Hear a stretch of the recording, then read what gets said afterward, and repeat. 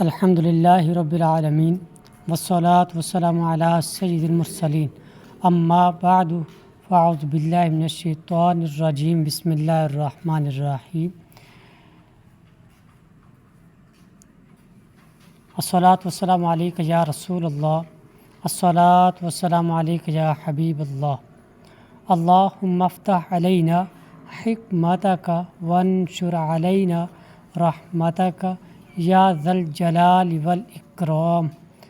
تو آپ کو بخوبی پتہ ہوگا کل ہم نے سبق نمبر 4 شروع کیا تھا اور آدھا پڑھا ہے، تو آج ہم اس سے اگلا یعنی جو ہمارا رہتا ہے باقی آدھا سبق وہ پڑھیں گے۔ تو امید ہے آپ سبق تیار کر رہے ہوں گے ساتھ ساتھ۔ تو باقی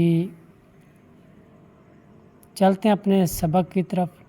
آپ کو پتہ تو چل گیا ہوگا کہ یہ جو سبق ہے کس طرح پڑھنا ہے، ہجے کس طرح کرنی ہے، تو رما کس طرح پڑھنا ہے۔ اگر مزید بھی سمجھ آپ کو نہیں آ رہی تو آپ میرے سے پوچھ سکتے ہیں بلا جھجک، ٹھیک ہے۔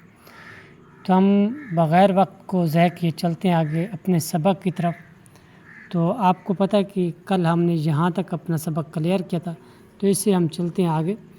اعوذ باللہ من الشیطان الرجیم بسم اللہ الرحمن الرحیم۔ خا خی خو غا غی غو با بی بو ما می مو وا وی وو فا فی فو لا لی لو نا نی نو را ری رو جا جی جو شا شی شو یا جی یو۔ تو آج ہمارا سبق نمبر 4 اپنے اختتام کو پہنچا، مکمل ہوا۔ اچھا، آپ کو نظر آ رہا ہوگا نیچے اسکرین میں قاعدے پر لکھا ہوا یا خبیرو۔ اچھا، نیچے لکھا ہوا کہتے ہیں سنتوں کا پابند اور نیک بننے کے لیے چلتے پھرتے پڑھتے پھرتے چلتے پھرتے پڑھتے رہیں۔ یعنی اگر بیٹھے ہیں، ویسے لیٹے ہوئے ہیں، آپ کے ساتھ کوئی اور نہیں ہے، ٹھیک ہے، ویسے آپ چل پھر رہے ہیں، تو ہمیں چاہیے کہ اپنی زبان کو ایک تو درود پاک سے طارہ رکھیں، استغفار سے، حتیٰ کہ وظائف سے، یا جو چیز کلام پاک کی ہمیں آتی ہو، ٹھیک ہے۔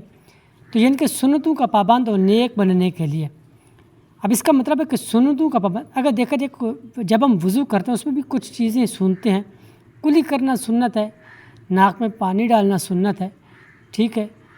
تو اسی طرح دیکھا جائے کہ نبی پاک صلی اللہ علیہ وسلم سے ثابت ہے کہ مسواک کرنا بھی سنت ہے، امامہ شریف باندھنا بھی سنت ہے، تو زلفیں رکھنا بھی سنت ہے، یعنی کہ کافی ساری سنتیں ہیں۔ تو اس طرح ہم جب نماز فرض ادا کرتے ہیں تو فرض نماز سے پہلے بھی سنتیں پڑھی جاتی ہیں، اس کے بعد بھی سنتیں پڑھی جاتی ہیں۔ یعنی کہ اگر ہم چاہتے ہیں کہ یعنی کہ نماز تو ویسے بھی پڑھتے ہیں، لیکن کئی لوگ ہوتے ہیں صرف فرض پڑھتے ہیں، سنتے چھوڑ دیتے ہیں۔ اللہ پاک ہمیں مکمل نماز پڑھنے کی توفیق عطا فرمائے، باقی مسواک کرنے کی، امام باندھنے کی، زلفیں رکھنے کی توفیق عطا فرمائے۔ اسی طرح یعنی کہ جب ہم یہ وظیفہ کثرت سے پڑھیں گے تو انشاءاللہ جب اس پر ہمارا عمل ہوگا تو ساتھ ساتھ جو ہماری نیت ہوگی جس کام کو کرنے کی وہ بھی ساتھ ہوگی۔ اسی طرح آپ کو نیچے نظر آ رہا ہوگا علم کے 5 درجات لکھے ہوئے ہیں۔ نمبر 1 ہے خاموشی، نمبر 2 توجہ سے سننا، نمبر 3 جو سنا اسے یاد رکھنا، نمبر 4 جو سیکھا اس پر عمل کرنا، نمبر 5 جو علم حاصل ہو اسے دوسروں تک پہنچانا۔